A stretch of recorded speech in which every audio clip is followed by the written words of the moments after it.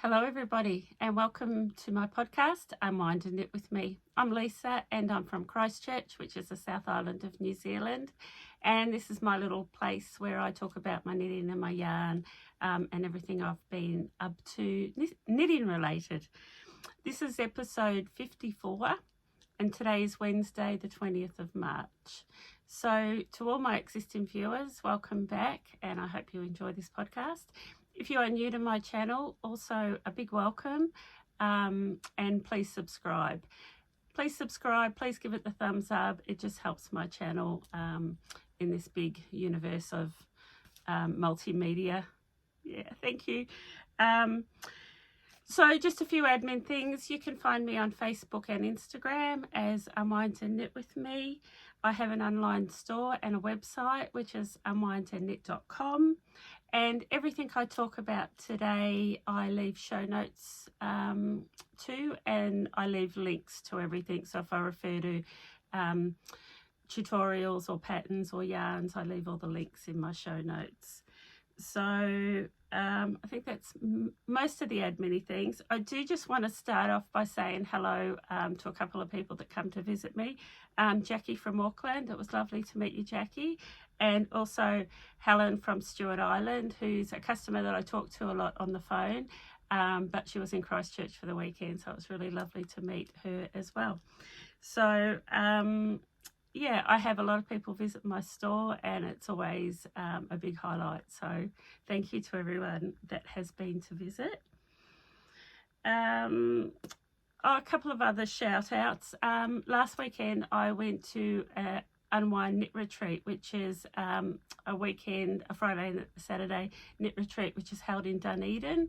And I had a fabulous 2 days. So I'll share some of the things that I purchased. I spent the weekend with some amazing people, 2 friends that I've met through knitting and through podcasting, Donna and Sandy from Masterton. It was really neat hanging out with them for the weekend. And we did dinner together and we did breakfast together, and it was a real highlight. I also got to meet a couple of podcasters who I do watch often, and that's Kylie and Jill from Cup of Tea and a Yarn. So it was really lovely to meet them. I had quite a few people come and say hello, and it was just really nice to meet people and put faces to names. So hello to everybody that I met and hung out with at the knitting retreat in Dunedin. A couple of other admin things. On my last podcast, I mentioned some yarn events that I will be going to. One of them was Fibertron in Hamilton, and that was pending. I won't be there. I've been waitlisted, so hopefully next year. I'll get my fingers crossed for next year. But I won't be at the Hamilton Fibre Festival.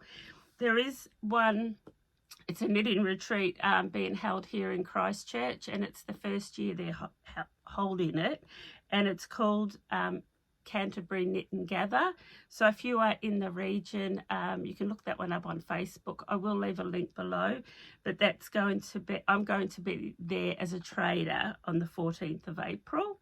And then the 4th of May, I'll be in Gore, and then the 16th of June is our big Christchurch one, and I'll definitely be at that one. And then there is going to be another knitting retreat held in Masterton, and that's the 22nd of June. I'll leave the links below for that. So if you live in that region, it might be one that you might want to attend. So, and that's being run by Donna from Blind and Knitting. So yeah, there's a few events coming up, a few that I'll be at and a few that I won't. But yeah, it's a really exciting time. So here in New Zealand, we're going into autumn, and within the last week, all the trees on my street have turned gold and yellow, and all the leaves are starting to fall, which is opposite to you guys in the Northern Hemisphere where you are coming into your spring. But so a lot of our knitting events, retreats and trade shows are held in our winter, which is really good because I am definitely a summer person, but the trade-off is that winter is just such a great time for knitters, for festivals, but also it's a really good time to just hunker down with a fire on. And I really do think I get a lot more knitting done during winter. So yeah, I think that's all the admin-y chatty stuff. I have got quite a lot to cover today, so it may be quite a chatty little episode. So I hope you've got your knitting with you, or a hot beverage, and I hope you've got some time just to kick back and hang out with me for maybe another hour or so. So I'm over 5 minutes into it and I haven't started talking about knitting. So I'm going to start with talking about what I'm wearing. Okay, today I am wearing the Calypso sweater by Alana, who is, she has a yarn store in Auckland called Lupine, but she goes under the name of Black Cat Knitting Company, so you can find her on Ravelry. And this is the Calypso sweater. Let's sit there. Now I knitted that in June, July last year. And what I will say before I go on about this one is that I know that Alana has just launched, or will be very soon launching, the Calypso in a worsted weight. And I know that because I saw a few when I was in Dunedin, and I spoke to a lady who was test knitting. So I'm not sure if it has been launched, but if it hasn't, I know it's not too far away. I did mine in a sports weight yarn. I did mine, the main colour here, in Yarnadelic, which is one of my John Arbon textile yarns.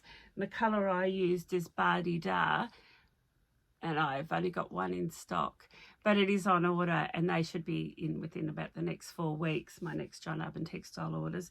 But I used Yarnadelic, which is a sports weight, and I used Spin Cycle for the Colorwork, which is what Alana recommends in her pattern. And the colour I did was Miss Me.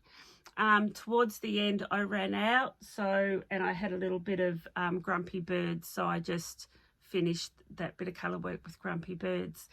But what I have heard a lot of people do, because this pattern calls for 2 skeins of Spin Cycle, which is quite pricey, but unfortunately you only need a little bit of the second skein, so you do have leftovers. So what I've heard a lot of people are doing is they're actually starting in their main colour and not starting the colour work to here. And by doing that, you can get it done in 1 skein of Spin Cycle. So just a thought, if you are going to do it and you want to do that little modification.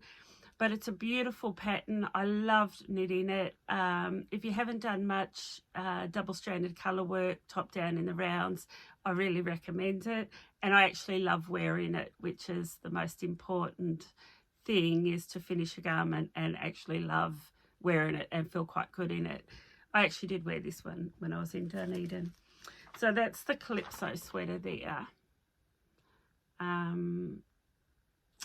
So the yarn that she did hers in, it was Rowan Tweed felted is what Alana used for the main body, but I switched that out for my Yarnadelic, which is a yarn that I just love. I talk about it a lot. So that's what I'm wearing, and I highly recommend it. Just on the subject of stranded colour work and top down in the rounds, I am going to talk about quite a few patterns today from Jen Steingass, and she does a lot of just 2 colour, double-stranded, top down in the rounds, which is something I really love, and I want a couple more in my wardrobe, especially for this coming winter.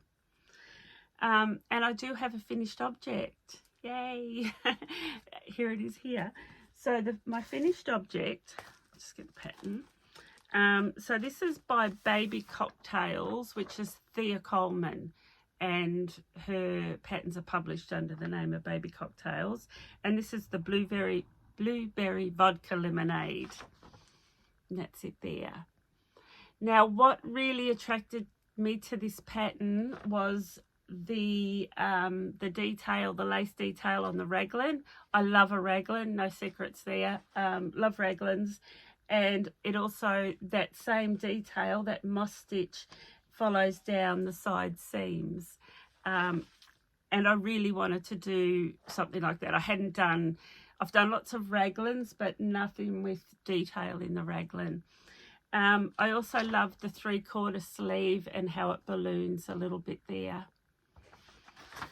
I will include a video of me wearing it. I haven't yet done the video because I don't like filming myself doing that. I always feel quite awkward, and I also maybe hoping my daughter might call around before I actually publish this episode. But if not, it'll be an awkward video of me wearing it and me filming myself.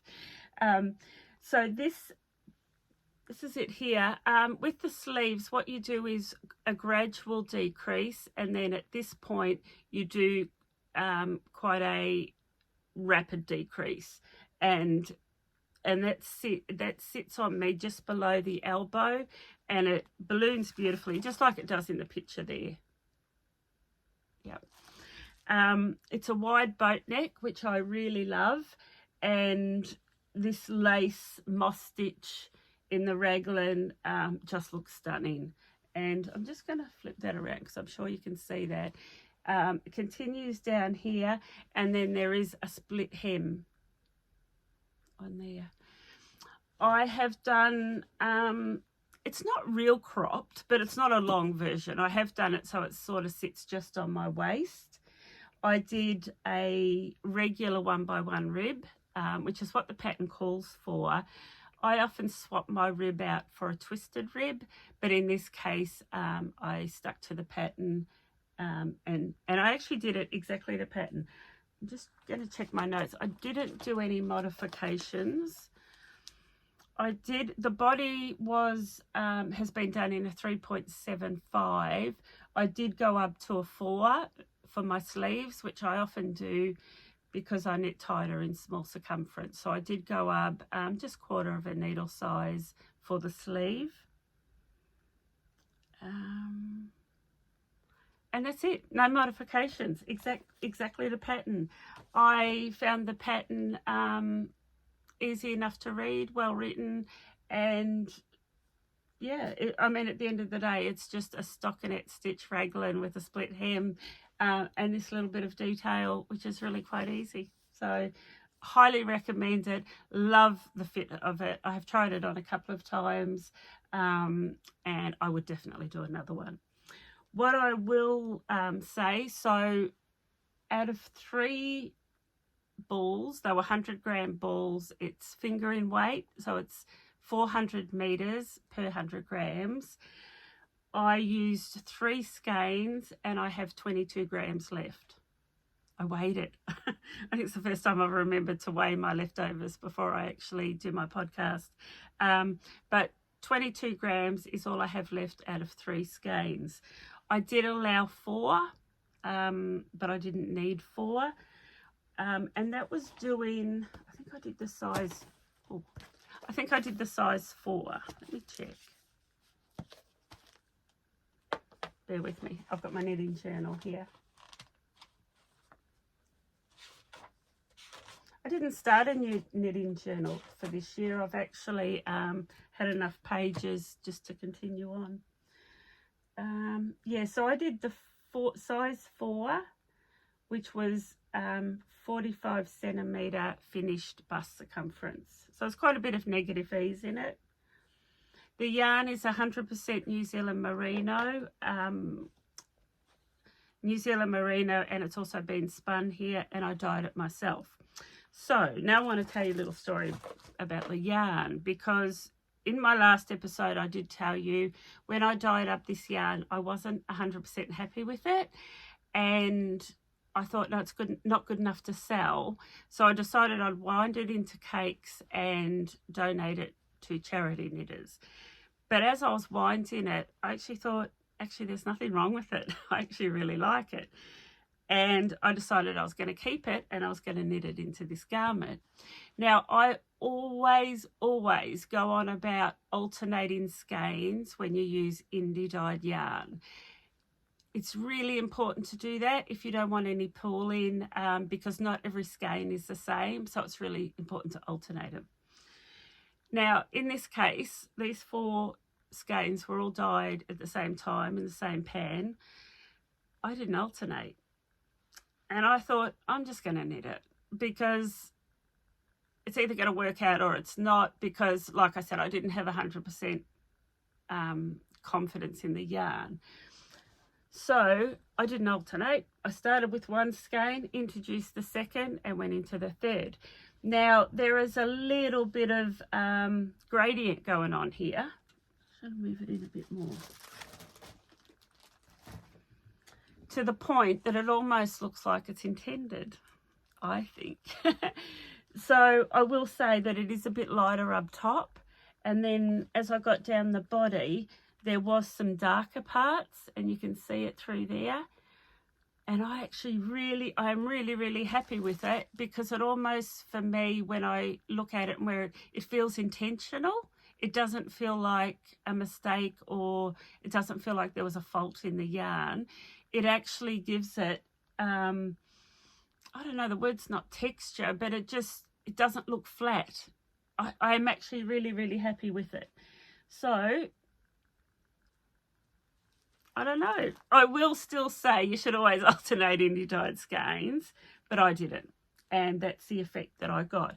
I think sometimes you just got to take a risk and a gamble and see how things turn out, because the worst thing that can happen is you can absolutely hate it and you just rip it back and start again and alternate your skeins. So I'm going to jump over. I was going to leave this to the end to my shop update, but I'm going to do it now. So I have 4 more skeins of this yarn, but it's a darker shade of blue, but it's still a really pretty blue. But once again, I'm still learning dye technique. So there's every now and then I'm producing something that I'm thinking, actually, it's not 100% perfect. So I have 4 of these skeins, and they're not 100% perfect, but they're actually really good. So if you want to knit this, I only have one set of 4. I'm going to sell this as a set of 4. I only needed 3, but if you're going to do a bigger size or add a bit more length, you're going to need 4. I'm going to sell this for $80. So it's going to be $20 per skein, which is a bargain. So what I'm going to do on my website, I think I wrote it down, I'm going to sell it as seconds kit. And there's only going to be 2, one in the blue and one in this beautiful brown. Now, I was going to keep this and knit the same pattern again for my daughter, because she really likes it. She wanted it a bit more croppy, because that's what the young ones do. I was going to keep this and knit it up for her, but I thought, no, I'm actually going to sell 2 kits that are really close to perfect. Like, there's really not a lot wrong with them. One blue, I'm just going to say brown, but I don't know really what colour. It's a beautiful colour. It's a beautiful earthy colour. And like I said, I was going to keep it for myself, but I decided that I'm going to sell it. And the reason for that is, too, I have got this amazing case of cast-on itis. I have so many things here that I'm going to show you that I want to cast on, that it was like, no, this is crazy, Lisa. Somebody else can use this. This can go to another good home. If this is what you're going to knit, the blueberry vodka, you will need to purchase the pattern, but this yarn's going to be suitable for any finger and weight 4-ply jersey or cardigan that you like. So one brown, one blue, and it'll be $80, so $20 per skein. I'm not going to break them up though. I'm just going to sell them as a set of 4. So that is my finished object, and hopefully I will. I'm going to insert a video now of me wearing it so you can see how it looks on.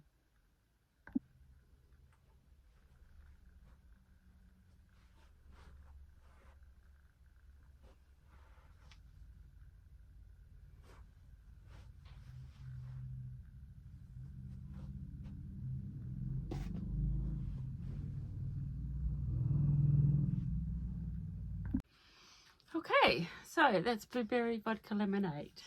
And yes, I'll definitely knit another one, and I highly recommend it. Now, on my last podcast, I showed you a pattern and I introduced you to a designer that's new to me. And her name was Jennifer Shields Toland, JST Knitwear Design. And it was this vest here, and it's called the Riptide Slipover. Now, this vest came to my attention, Noelle and Kelly from a podcast called Knits and Pieces that I follow in Canada. And I'm going to Canada in May, and I'm going to be hanging out with them. Can't wait for that. But this slipover or vest come to my attention, and I wanted to knit it. And I told you about that in my last podcast. This has been done in a DK, and I don't have a lot of DK in my stash.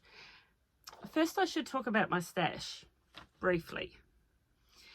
My daughter left home a few months ago. I told you about that. And she took her bedroom furniture with her.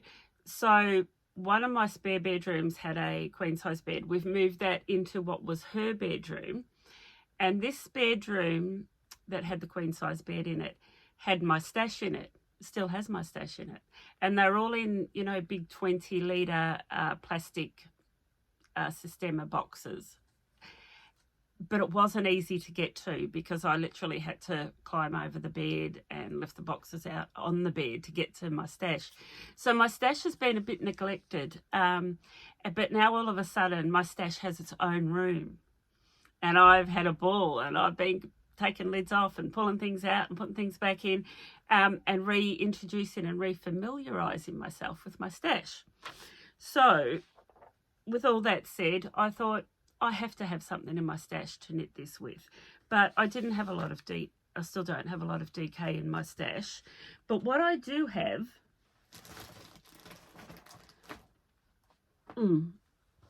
is quite a few cones of Holst yarn, that I purchased a few years ago that I actually haven't used. Now, this is fingering weight, and it's what I would call a light fingering weight. It does bloom a bit once it's been washed and blocked, but it is sort of a light fingering weight. So I thought I could double strand that. But then I also found in my stash 3 skeins of this beautiful touch yarn, which is a Merino possum silk blend. And I thought, oh my God, they're perfect. I could double strand these two. And get a DK weight. Now, in all honesty, and I think I have heard this said before, 2 fingering weight or 2 4-plies don't necessarily equal an 8-ply or a DK. I think 2 4-plies are probably more a worsted weight. So, put that down. I did a swatch. And I started off, and I've got my numbers here. I started off on a 4mm, which is a US 6, which was this top section. What I do there, you'll see these little holes, and I've done 6 holes, so I know that that was done in a US 6. And I just do those by knit 2 together, yarn over, just to make the eyelet. So I did a 4mm needle here, and I thought, no, that fabric actually feels quite dense, and I wasn't happy with it. So I did a 4.5mm, which is a US 7, on the second section, on the second half. So what I achieved here was a 22 stitch gauge, and on here a 20 stitch gauge. So this is okay. I could do this in a 4.5mm needle and get gauge, which is really good. But then I decided, actually, I don't like this colour on me. I don't know what it is. I think it's a really beautiful colour. It's a rust. But I think there's just too much orange undertone for me, and I don't like it. So I don't know what I'm going to do with it. But I'm not going to knit this vest in it. What I will say too, if you haven't got one of these, you really should get one. And these make counting your stitch gauge really easy. I sell these. They're from Chalgu, and they're called a swatch ruler. And they're really, really handy. I use mine all the time. I've had this for years, maybe 6 or 7 years, and I use it all the time. So anyway, I'm back to the dilemma of what I'm going to knit this Riptide slipover in. I do have some beautiful DK in my knit by numbers, and I will probably use some of that. But I was trying to find something in my stash. So that didn't happen. I thought it's really important that I share with you my, they're not failures, but not everything works out perfect at the same time. Not only, you know, your gauge can be wrong, you can decide you don't love the pattern, but in this case, I just decided the colour was wrong. Now, this beautiful touch yarn that I have 3 skeins of the rust, and I have 1 skein of this neutral, it's like a possumy colour. And I purchased this a few years ago because in my mind what I was going to do was, this is my main colour and this is my contrast, and I was going to do a Jen Steingass Colorwork jersey. I'm still going to do it because the yarn, sorry, I'm just going to be a bit of rustling plastic. The yarn is too beautiful not to use. So I went through my folder. Also, let's just skip back to earlier this year. I said that I was going to make a really big effort this year to not purchase so many patterns because I have so many. I literally have hundreds of patterns, and I have them printed out. And now that I have this spare room, I can actually open my folders and spread them all out. So my goal this year was to actually revisit some of those patterns that I'd bought, because I bought them because I loved them. So I really don't need new patterns. So I went through my folders and I found this one by Jen Steingass, and it's called Norwood. And everything about it I love. Her patterns are lovely, easy to understand and easy written patterns, and like I said before, if you haven't done a top down and around 2 color work, you really should.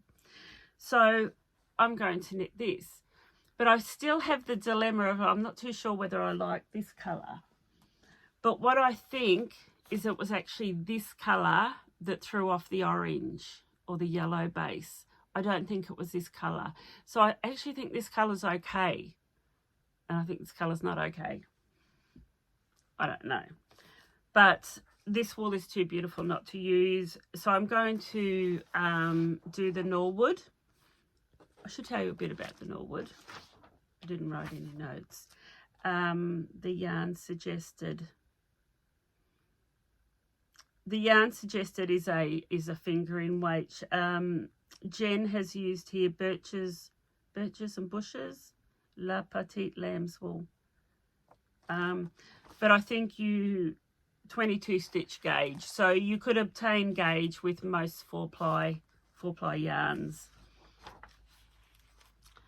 I'll put that away. So that's my first one to cast on. There's quite a few.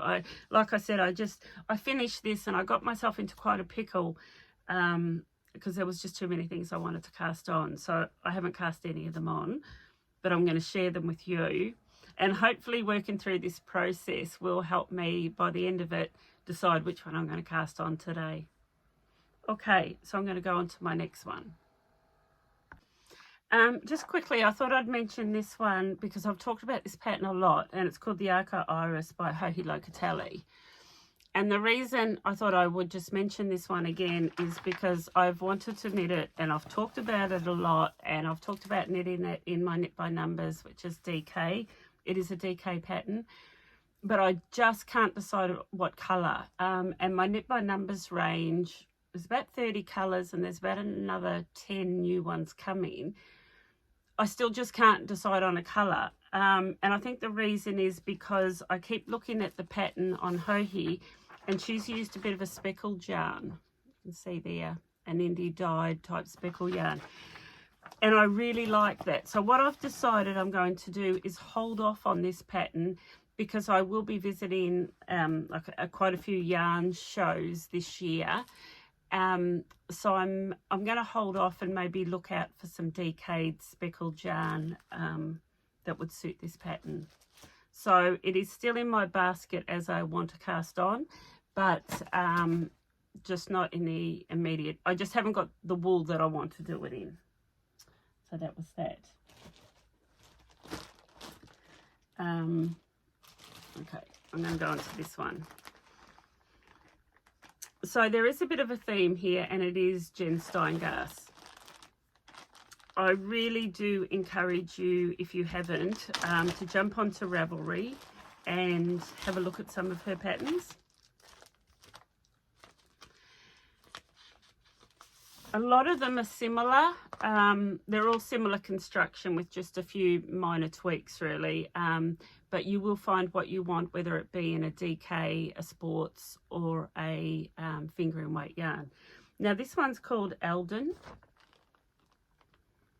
and I just think it's stunning. I love how she has taken the colour work down into the cuff of the sleeves. Now, it's another one of my dilemmas. I actually cast this one on a couple of days ago, and I got quite a way down the yoke. Maybe I got probably about 50 rows into the graph, the colourwork graph, and it just wasn't working. Now, what happened, I will tell you about the yarn. Last year, I went to the Wellington Wool Festival, and I purchased this yarn. I don't know a lot about the dyer, but she's called the Kindly Dyer, and she uses natural botanicals to obtain her colours. And I fell in love with this 4-ply yarn. It is just 100% merino, 4-ply New Zealand yarn, but that's the colour. And I just fell in love with it. It's just soft. It's almost a cross between a pink and a mushroom and a salmon. It's just a really pretty colour. And this was the other colour. See, I don't even know how to describe it. I thought it was just stunning. So I bought 3 of these and 1 of these. And my plan was to do a Jen Steingass colour work. And I knew that I was breaking the rules. So generally the rules are you find a contrast colour that is a colour that's going to pop. It's contrast for a reason, right? It should stand out. And I know that often what people will say is when you're trying to pick 2 colours, a main and a contrast, to photograph them with your phone using the black and white photo setting, and the black and white will show you if it's contrasty enough. It's a really good test when you photograph 2 colours side by side in black and white. Now, this isn't contrasty enough, but in my mind, I thought it would be. I thought it would be really soft and feminine and a little bit floral. Like, I just thought this would just be enough to make it look florally. And I thought, oh, I'm just going to break the rules and I'm going to do this. So I cast on the Alden, that's my main colour. This is my contrast colour, and it didn't work. I was really disappointed. I really wanted it to work. I was really willing it to work, but it just didn't work. Just the colour work, it just looked a bit muddy. It just didn't work. So that's another one of my disasters. I pulled it out. I sat there last night. I actually should have left it to show you, and now I wish I had, but I think I just was that disappointed that I thought, oh, well, it's not going to work. I'm just going to pull it all out. I'm going to start again. And I now have to repurpose this yarn for something else because I really want to use it. What I'm going to do is I'm going to stick with this, and I'll just go through my stash and find a 4-ply. I did pick one. I'll show you. I did this morning. I knitted a jersey last year, and I had a skein left over of this. It's Prosper yarn, and it's a merino linen, and it's just a dark blue, really. It's a dark blue with the little flecks of white. You can see the little flecks of linen poking out. So I have one skein and a little bit in a ball of this left. So I thought of maybe doing that for that. So I'm still going to get this really soft feminine colour, but the colour work will stand out a bit more. So that's what I come up with this morning. I think that'll be it. That'll work. Yeah, I was really disappointed that that soft yellow didn't work. But anyway, that's the Alden. Jump on and have a look. I will leave the links below to all these patterns anyway. And I'm going to show you my next lot. Okay, so while I was looking for DK weight yarn in my stash for the Arco Iris, I did come across some DK that I had. Like I said, I don't have a lot, but I can remember asking, so we've got an indie dyer here in Christchurch called Rebecca, and she's Kiwi yarner, and she did a custom dye for me, and I was after sort of a pink, what do you call it, like a rose, I don't know, but anyway, she custom dyed this DK yarn for me, and that's it there. So it's a bit of a one of a kind. 220 meters, so, and I've got 5, but I still didn't want it for the Arco Iris. But so I had a visitor on the weekend, Jackie from Auckland, and she introduced me to a pattern, and it's called Grace Notes by Locatelli. Now I can't show it to you because my iPad's not working. I need a new iPad. That's sad. But I'm going to leave the link below, and I really encourage you to jump on Ravelry and have a look. Grace Notes, I'll put it down below on the screen, by Locatelli. Now, she recommends a worsted weight yarn and a 20 stitch gauge, which you could obtain with most DK weights. But this one here is actually 100 grams for 220 meters. 100 grams on an 8 ply is normally 250 meters. So this would sit at sort of a bit of a heavy DK. And I'm thinking I want to do the Grace Notes in this. Now Grace Notes is, it's got a deep V neck, which I really love, twisted rib bands, but it's got twisted rib cables that run down the front and the back. It's knitted in the flat back. The back's knitted in the flat, then the front, then you join in the rounds and you knit down, and then you go back later and pick up the sleeves. And although I said I'm not purchasing patterns this year, it is sitting in my cart in Ravelry. I haven't purchased it yet, but I think I'm going to. And I think I'm going to use this yarn that's been in my stash for probably 3 years. So it needs a home. It needs to be put to use. And that's how I'm going to justify buying a new pattern.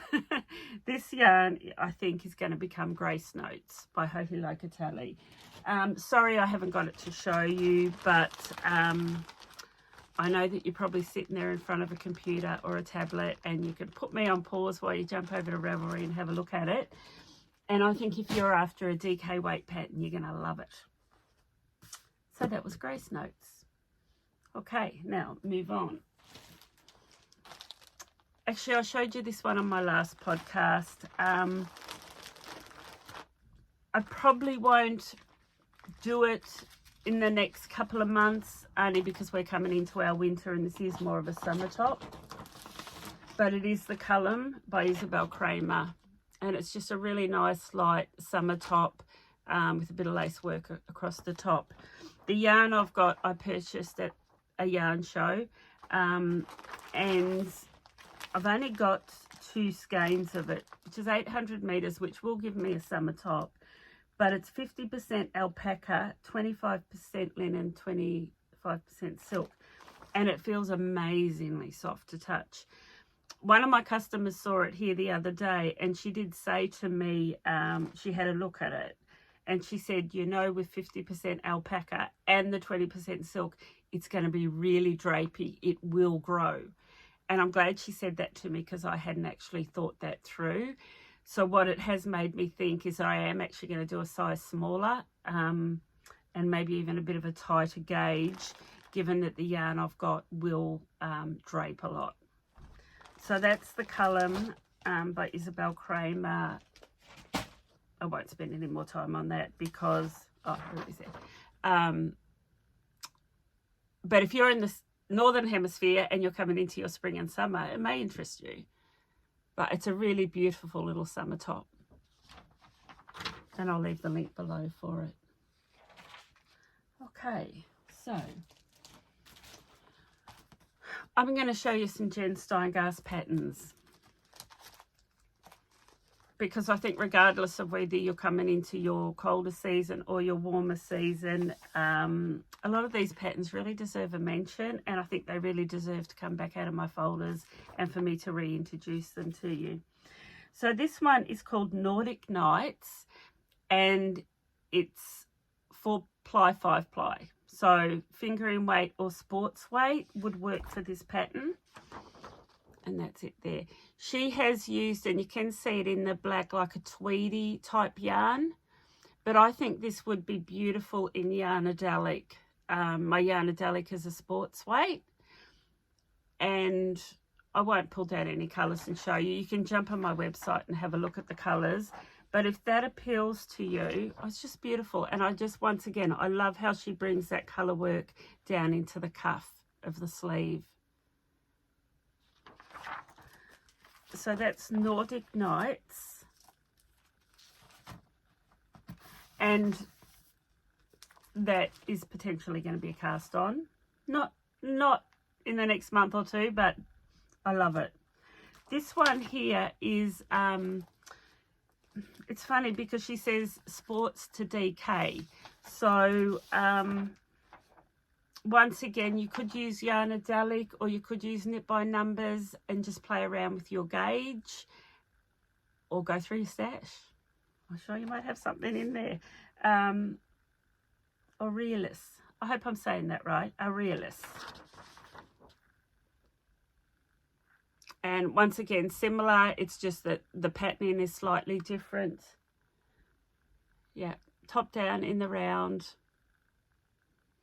It looks like here, I'm going to guess that she used spin. Yeah, she did. She used Spin Cycle in that colour work.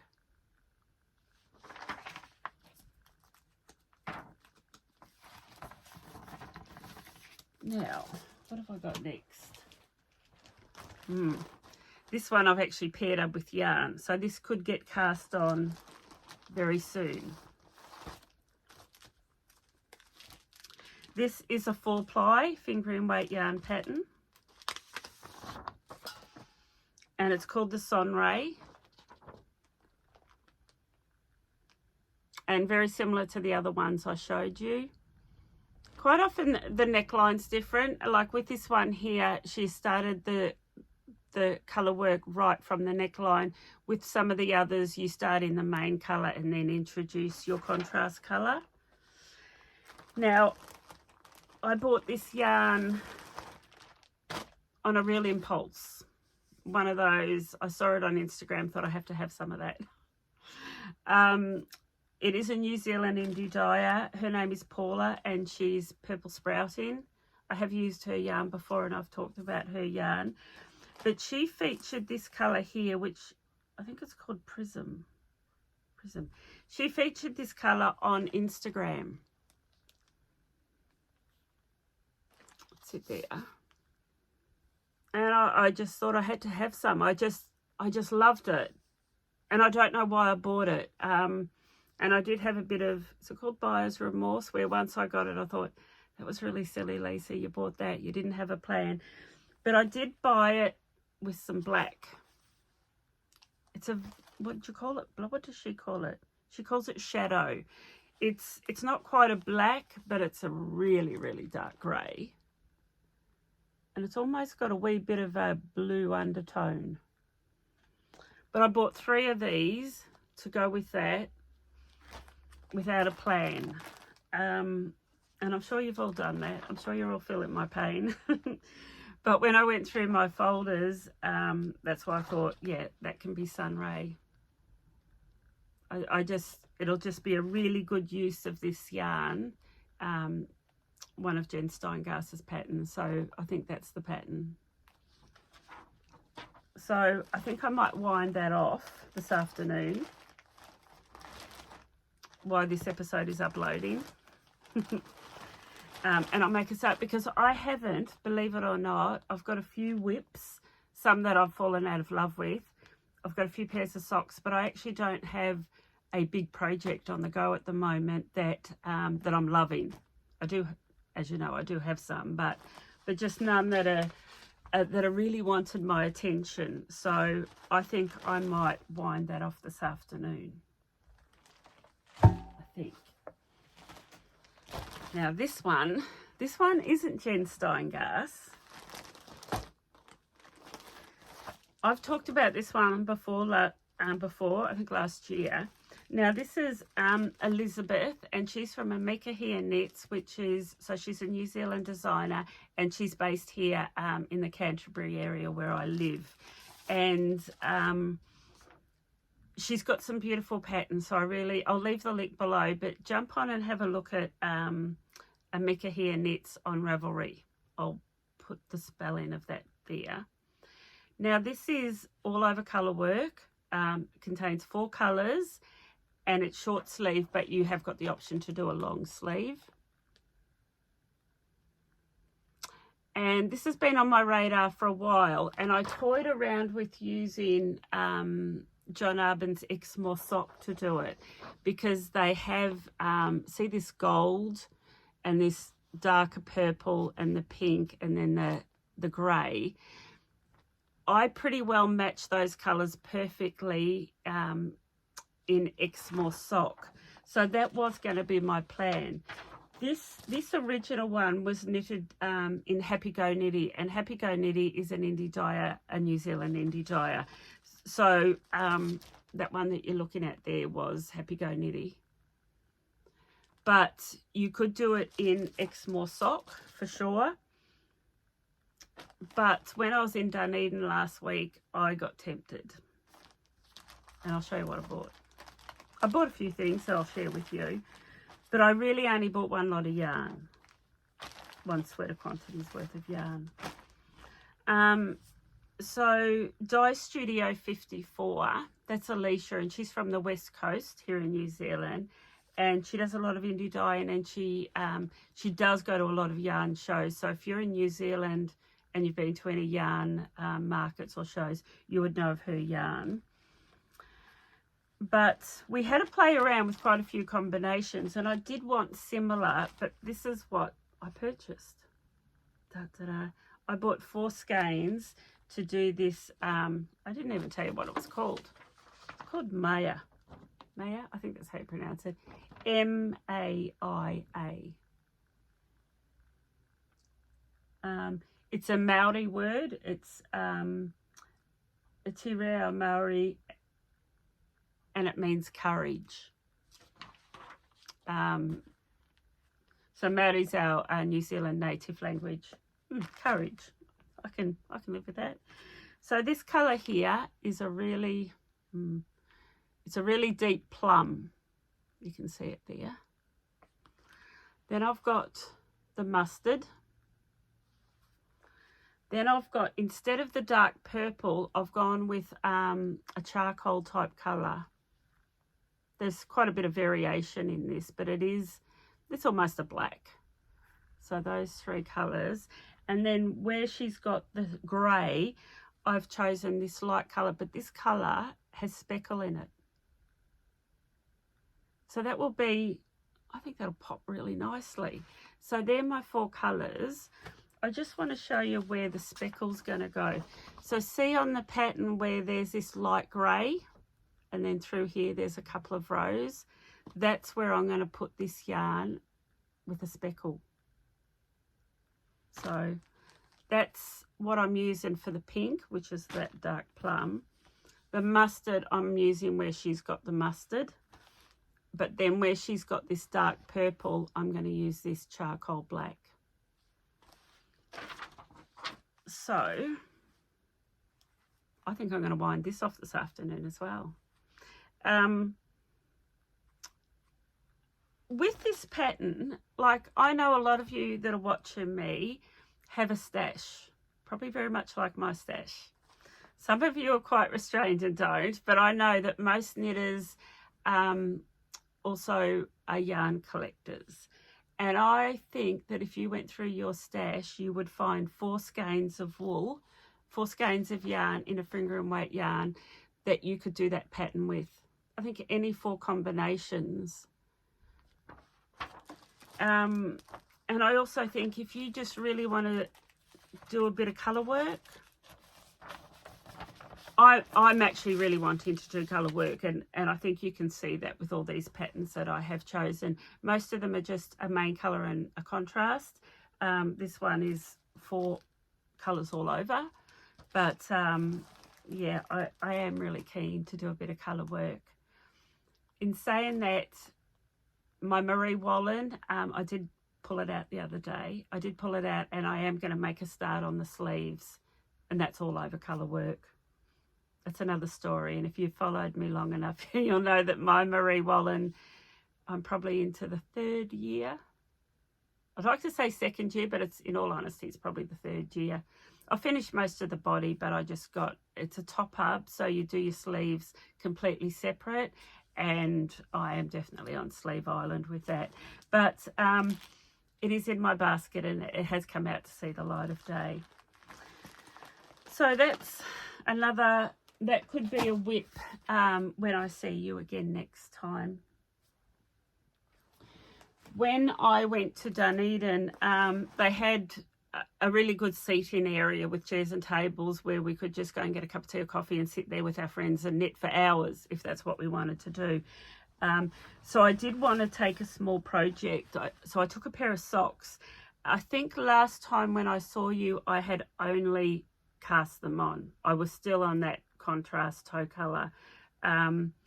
This is Mrs. Peacock's yarn, sock yarn, New Zealand indie dye. She does a lot of self-striping sock yarn, and it's so pretty. Look at that.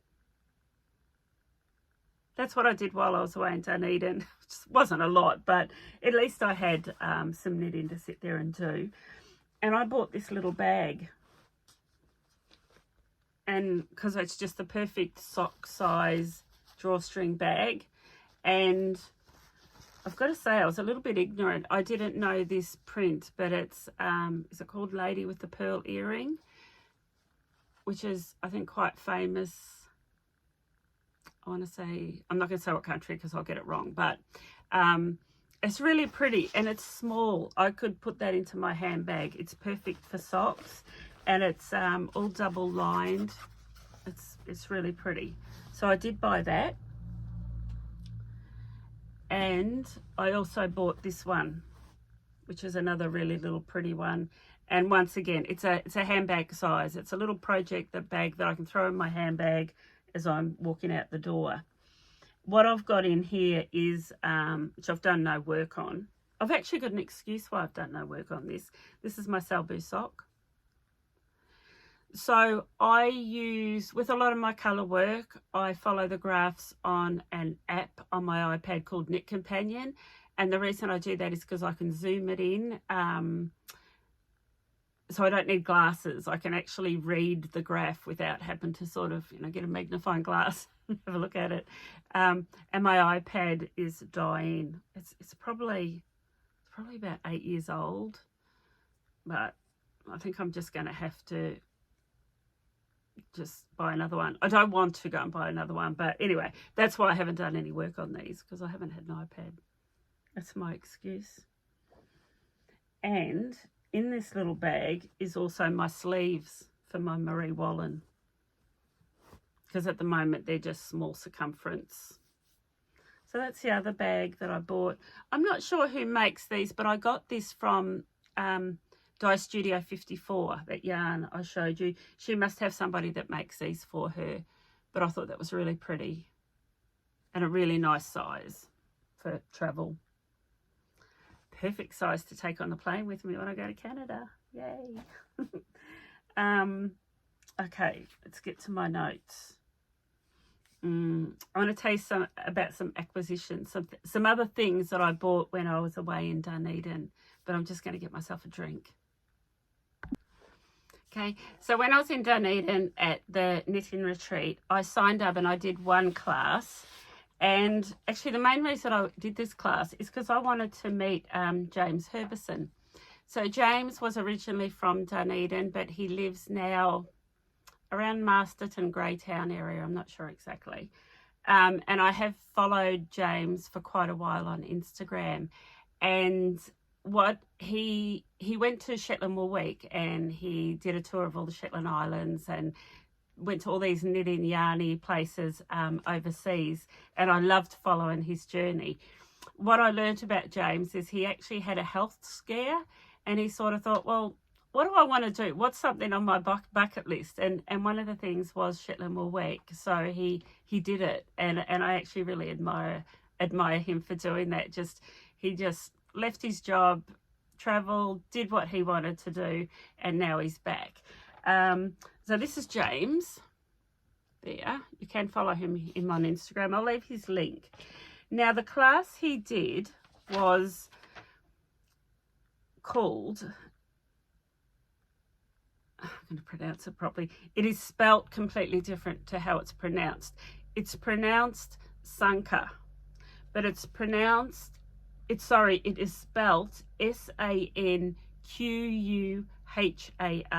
but it's pronounced Sanka. And it's literally colour work with a whole lot of grids, like 9x9 grids that create this beautiful colour work. He did give us a pattern, this one here, and it's 27 stitches, and this is what we worked on in the class, and it's actually a bookmark. So as you can see, I talk too much, so I didn't get much done, but that is what I got done. So you use two very contrasty colours, and then at the end you sew that in half, and it becomes this really beautiful bookmark. Now, I didn't get much done, and what I've got to say, I actually didn't enjoy it because you have to purl. It's a knit purl, and I don't like purling and carrying floats. I don't like doing that sort of colour work in the flat. I like doing it in the round. But that is what I did. It's super impressive. But what James had, and this would be something in the distant future that I would love to do. Now his was also in black and white, but it's Sanka, and it's called a sampling scarf, and it's only a very little picture, but I'm going to show it to you there. And it's literally a whole lot of those grids of colour work in samplers, and this is knitted in the round, so you don't have to knit purl. You can knit this in the round. It's really long. He had his there and he showed us his one. It's really long, and it looks like something that would become a family heirloom. That's how amazing it looked. It was stunning. Actually, that picture there of James, you can see him wearing his. He did say it took him quite a while. Now that pattern, I'm going to try to find it and leave the link, but it's called a Sanka sampler scarf by Ruth Robinson. There is also one done by Nathan Taylor, but if I remember correctly, I think he said one of them's done in the flat and one of them's done in the round, so I would go with the one that's knitted in the round, which I think is the Ruth Robinson. Don't quote me on that. I'm just reading off this little handout that he gave us. But I will, before I put this live, I will try to find those and leave the links below for you. So that's the class I did. And some of the ladies in the class, because it went for a couple of hours, they actually finished theirs. I was distracted. I was talking too much. And James was really sweet because it was late in the afternoon. It was like 2 or 3 o'clock, And it was like, yeah, you ladies have been here for a while and I get it. So he started handing us out chocolates to try to keep us focused, which was really sweet. So that's one of the classes that I did while I was there. But you could, if you're confident doing two-stranded colour work, you could easily do that without a class. It's just something that you need to dedicate your time to. And yeah, it's just 2 colours. So that's that. Now, the other things I bought while I was there, I can't remember who I bought this off. It was one of the traders, but I have heard about them, and it's called a gleaner. Now, I have an electric, it's for depilling, getting the fluff and the pills off your woolens. I have an electric one called a fabric shaver it's called, and I bought that from Skeins in Napier. I think they have them on their website, and it's really good. It works really well. But I wanted something that I could just have in my wardrobe to do just quick cleanups. Like if I go to wear something and I think, oh, that looks a bit, a bit pilly, I can just do a quick depill. I have got a set of sweater stone, and I don't like that very much. So I had heard that these are really good instead of a sweater stone. They don't take batteries. They're not power. They just have these little, there's 3 attachments. One's fine and one's coarse. And it almost feels like a pumice stone. And it's got the handle, and you can just do really quick cleanups. I'm not sure who sells them. I will do a Google search, but I know that a lot of indie dyers that have websites do stock these, but I don't. And I think it was $29.95, which is a lot cheaper than the electric one. There were 2. There was this one, and then there was a bigger one. And I thought, no, I only want the small one just to have in my wardrobe. Yeah, I only wanted the small one. This was the other thing I bought. Look at that. This is so neat. What you do with this is you put your cake of yarn onto it, and you put it over your hand, and you can just knit, and your yarn just sits there, and it turns as you're knitting. But the reason I probably wouldn't walk around knitting, it's not my thing. But the reason I wanted this is because I do often knit in the car or the motorhome, or even on the plane when you're flying, and you can just hook this over the arm of your chair, or you can hook it over something. Find something in your where you are, something to hook it over and knit. I loved it. It wasn't expensive, $20 or $25. I thought it was really cute. So I bought that. Then, and I had a brainwave. When I paused before to pick up my new stuff, I had a brainwave.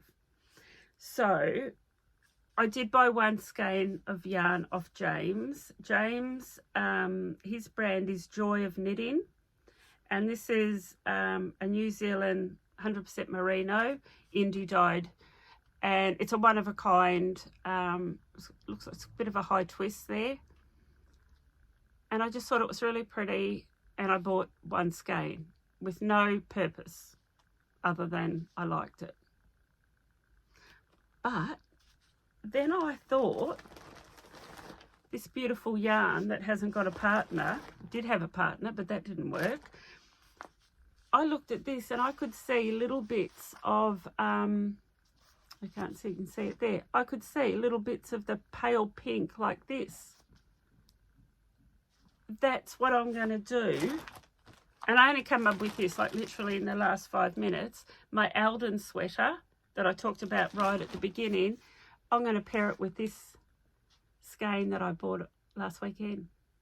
I think that's going to be beautiful, because there are little bits of this pink, but you've also got the orange and the teal. That is going to be a new cast on, probably today. Oh, so thrilled when I come up with that. Sometimes just plans do work out. sometimes you just got to get your stash, don't you? And you've got to lay it all out, then you've got to get all your patterns and lay them all out, and you do find homes for things. Anyway, we had a bit of a laugh about this at my knit group last week, because they always say to me, oh, how are you going, Lisa, with not buying patterns? And up until now, I've said really good. The only pattern I've bought is the Riptide vest. I bought that about a month ago. So as of this year, and we're nearly at the end of March, I've only bought one pattern off Ravelry. But anyway, as we stayed with friends in Dunedin, and they were around on the peninsula, and it was really beautiful.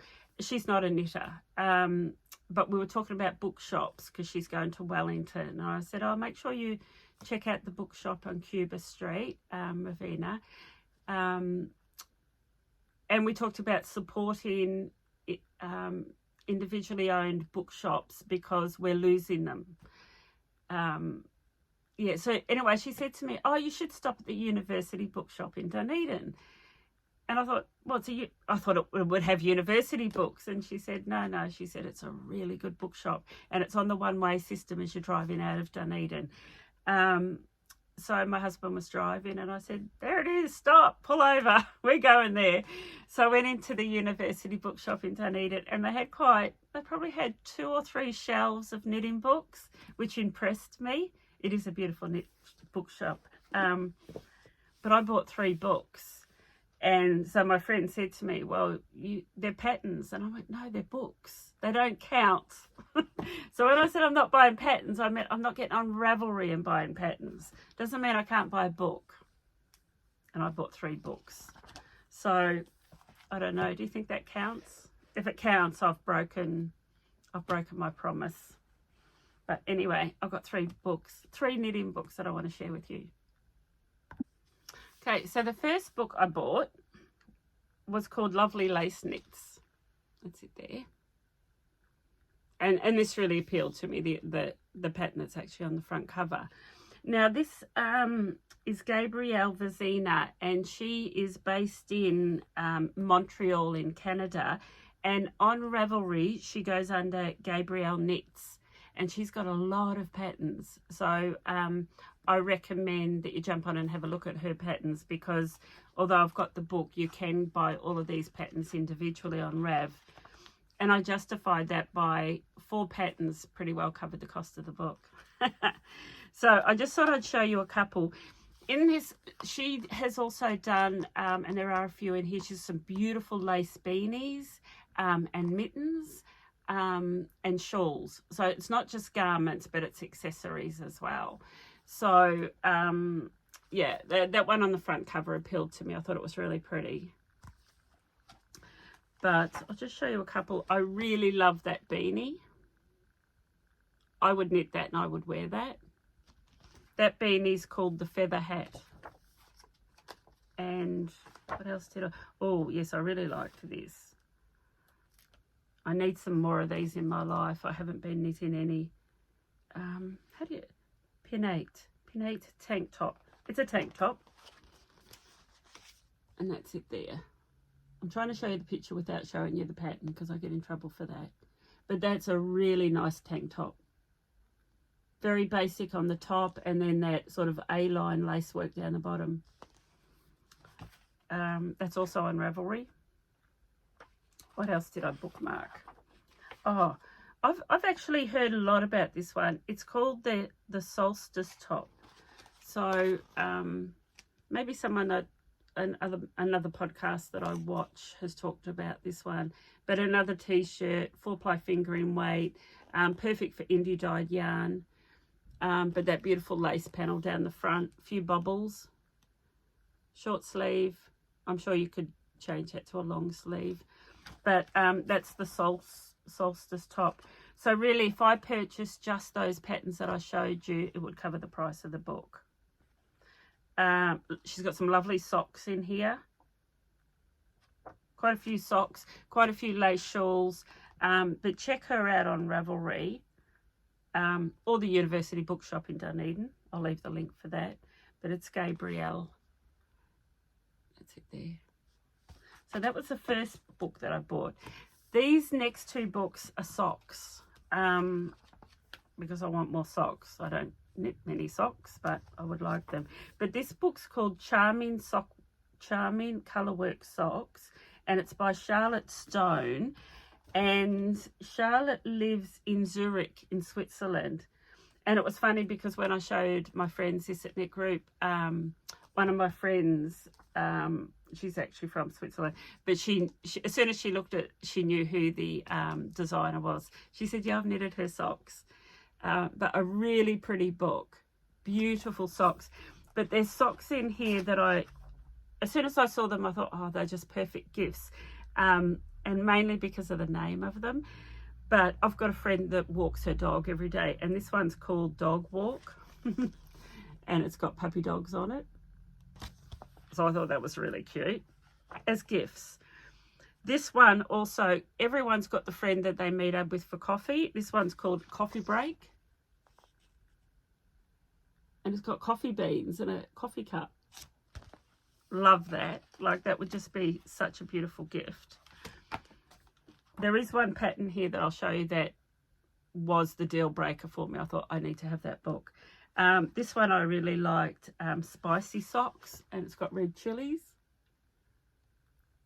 So you could knit those for someone that's spicy in your life. Oh, she's got some with chickens on them, and they're called the Easter eggs for Easter. The chickens, so cute. But I want to do these for my daughter for her birthday this year. Her birthday's not until October, so I've got a while. And they're called the I Heart socks, and they're covered in love hearts. They're just so beautiful to knit for somebody that you love. She does use in this book also, I'm pretty sure it's this designer, or is it my other book? Exmoor sock yarn. So Exmoor sock yarn, jump on the website and have a look. There's about 16 colours, but they're solid colours. They're not variegated or speckly or anything, and that's what you need for a lot of these socks, is just your solid green or pink or red or white. But yeah, those love heart ones, when I got, and they were actually at the end of the book. For me, that's what sold the book to me. Yeah, Charming Colorwork Socks. And this third book, it was more, I bought it because I really love the pictures, and I would like to think that one day I'm going to knit socks out of it. But there's a lot of Colorwork socks, and it's just called Knitted Socks, and it's by Nina Latinen. I'm just got to find out where she's from. I can't remember. I didn't make any notes. That's it there. And what really appealed to me was she does a lot of socks that are long, knee-high socks. And you need a pattern to do those, because there's quite a bit of increase in, because of course your leg gets bigger as it goes up. I'm going to show you the back just to give you a wee example of some. Look at these knee-high socks that are lace work all the way up. The others are colour work. But she also has patterns in here. I haven't marked any, so I don't want to waste your time flicking through pages. But there's quite a few patterns in here for ankle socks, which, there they are there. Little ankle socks. What were they called? Desert Sands.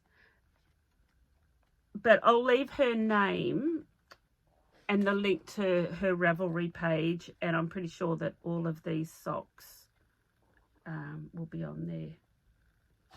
Taj Mahal, look at those ones.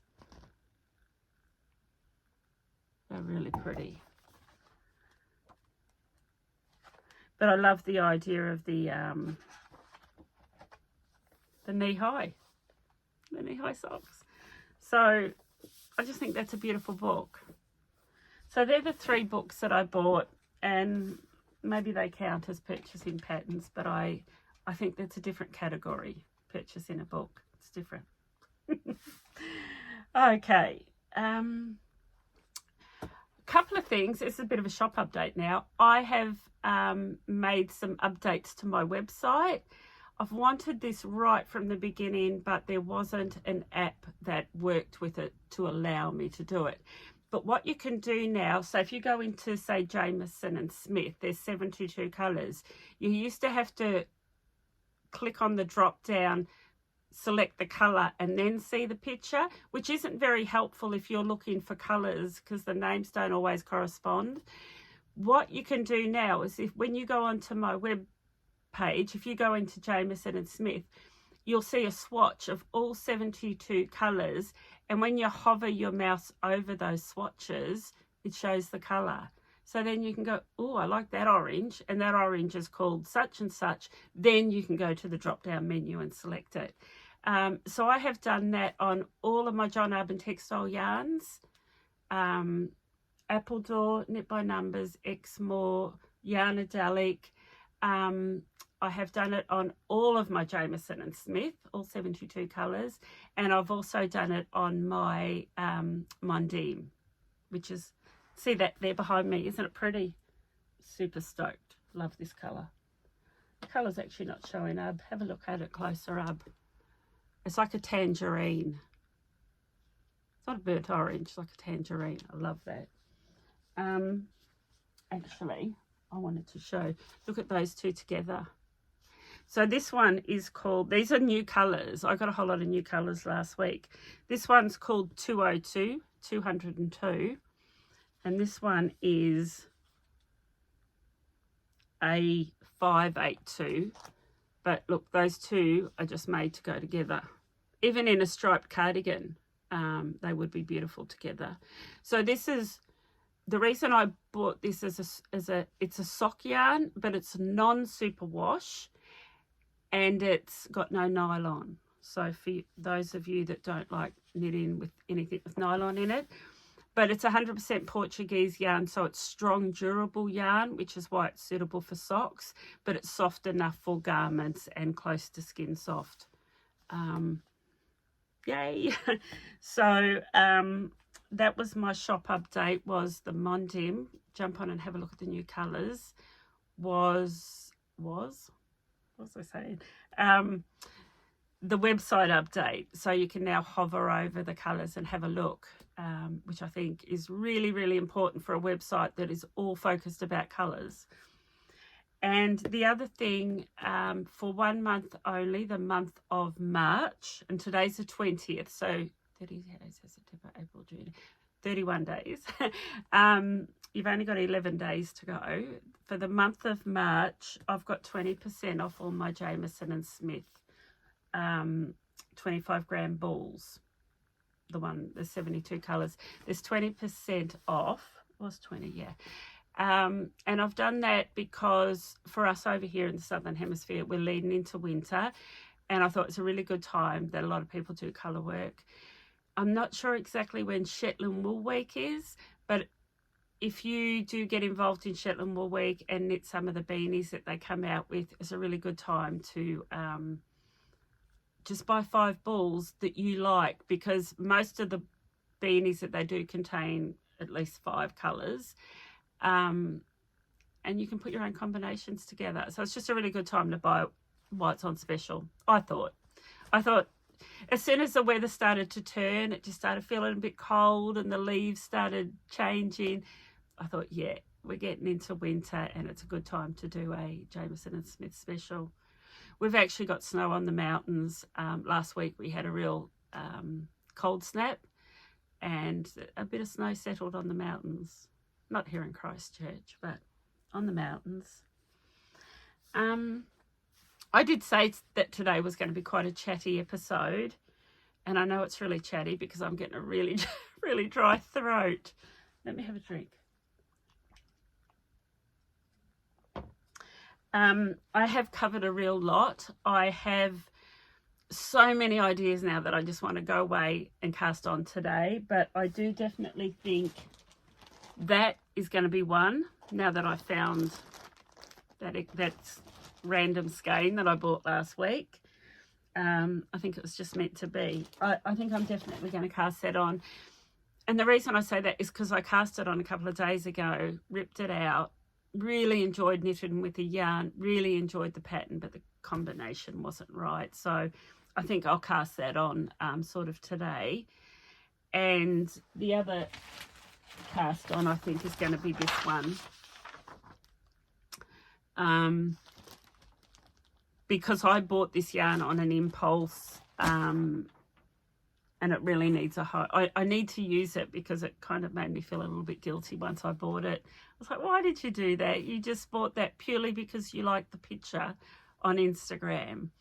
And I'm sure we're all guilty of doing it, but I don't like buying yarn like that on that kind of impulse. Oh, one more thing for my shop update. So I haven't done a lot of indie dyeing. I have had a lot on, and we're actually heading away this weekend. My husband's doing a run that he does every year where he runs over a whole lot of really big mountains, and I get to knit for 2 or 3 days. What I love about this event is you've probably heard me talk about Northburn Station. So it's a high country merino sheep station that's now actually converted quite a lot of its land to wineries. But we get to actually park up there for the weekend, and it's beautiful. There's a little stream runs past, and it's just a beautiful lawned area with livestock, you know, a few bulls in the paddock and a few sheep over there. And they just go off and run up the mountains. And I sit there in my motorhome and I knit all weekend. So I'm really looking forward to this weekend. But it has been a really busy first quarter for us. So I haven't done a lot of dyeing, but I have done a bit. And I dyed up this colour, and I actually took it to Knit Group and asked my friends to help me name it because I couldn't think of a name. That's it there wound into a cake, and that's it knitted into a swatch. And I just really love, there's little bits, you can see it more here, but there's bits of, so there's like a royal blue, but there's aqua and pink. It's really pretty. But anyway, we named this Summer Breeze, or the ladies named it Summer Breeze. And then they broke into song and started singing the song, Summer Breeze. I won't do that to you. And this is the other one, which I have already done before and I sold out. But this one, I just love all the golds and the rusts in it. That's it there as a cake. And this one I called Mackenzie Country. Because to get where we're going this weekend, we spend a lot of time down there. It's called Central Otago. We drive through Mackenzie Country. And this is only it's what inspired me. It's other people may see it differently. But for me, it's dry and it's rugged and it's just beautiful. I love the countryside. I just love everything about driving through Mackenzie Country. But it is quite a dry, rugged sort of countryside. So these are on my website, and they're on a sock yarn base. So it's New Zealand Merino, spun here in New Zealand, and it's on the sock base. So it's NZ Yarns sock, and it's Mackenzie Country and Summer Breeze. So I've made a little start with my indie dyeing, but it is something that requires a lot of my time, and I just have been a bit time poor. But that's okay. I've been doing stuff I love to do, like knitting retreats. How can you not love that? Talking about knitting retreats, like I said, the weekend of the 14th of April, there's one here in Christchurch. And the weekend of the 22nd of June, there's one in Masterton. And I'll leave the links below for those. Okay, I think I've covered everything on my list. It was a very long list. I've loved bringing all of this to you, so I hope that you have taken some inspiration or some kind of good stuff out of the content of this podcast. A big thank you for spending this time with me. I know there's a lot of knitting podcasts, so if you choose to hang out with me for an hour or so, I really appreciate it. Please subscribe to my YouTube channel. Thumbs up is always good if you like the content. Instagram and Facebook, if you can follow me on there, that's always really good. And was going to say something else. Instagram, Facebook. No, I think that's about all. Thank you very much for oh, that's what I was going to say. I have got a bit behind with replying to all of the comments that are left on my YouTube comments. I read them all because they come up on my phone. So as those comments come up, I'm normally not far from my phone, and I do read them as they come up. But it does sometimes take me some time to sit at the computer and actually sit there and reply to everybody. So I do read them, and they really mean a lot to me, because I get a really lot of lovely, lovely feedback, and that encourages me and gives me the confidence to want to come back and do it again. So thank you to everybody that supports me that way. Now I'm saying, so I think it's time to go. Thank you very much. Stay happy, stay healthy. I hope to get lots of knitting done, and I will see you again in probably about 3 weeks. Bye for now.